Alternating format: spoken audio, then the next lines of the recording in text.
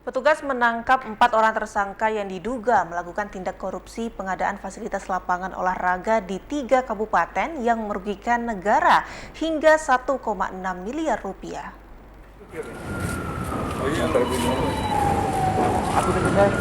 Kasus korupsi tersebut diantaranya di 11 desa di Kabupaten Ogan Ilir, 3 proyek di Kabupaten Oki, dan 3 proyek lainnya di Kabupaten Empat Lawang.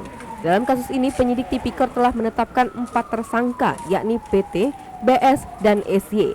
Ketiganya dari pihak swasta. Sedangkan 1 pelaku lain, AB, sebagai Kepala Desa Muara Saling.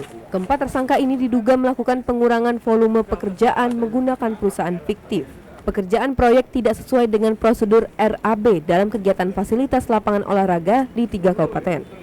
Direktur Reserse Kriminal Khusus Polda Sumsel Kombes Pol Anton Setiawan menjelaskan, penyelidikan kasus pada kegiatan fasilitas lapangan olahraga di 3 kabupaten di Sumsel yang bersumber dari DIPA Kemenpora RI tahun anggaran 2015 ini berlangsung pada 2016 lalu. Dugaan tindak pidana korupsi dan penyimpangan pada kegiatan fasilitas lapangan olahraga di desa ada berapa desa dalam wilayah Provinsi Sumatera Selatan bersumber dari DIPA Kemenpora RI tahun 2015. TKP-nya ada 3, pertama di Kabupaten Ogan Ilir ada 11 desa, kemudian di Kabupaten Ogan Komering Ilir ada 3 desa, kemudian di Kabupaten Empat Lawang ada 3 desa. Petugas sudah menetapkan dan melakukan penahanan terhadap 4 tersangka dan sejumlah barang bukti dokumen yang terkait kegiatan proyek.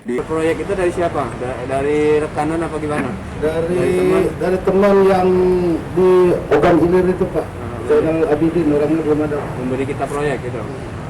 Berapa banyak proyeknya yang kita kerjakan di Empat Lawang? Yang kita berempat ini cuma ada 3 titik di Empat Lawang, Pak. Yang lebih jelasnya Pak Zainal yang lebih tahu, Pak. Jeffrey Aliansa, TVRI Sumsel melaporkan.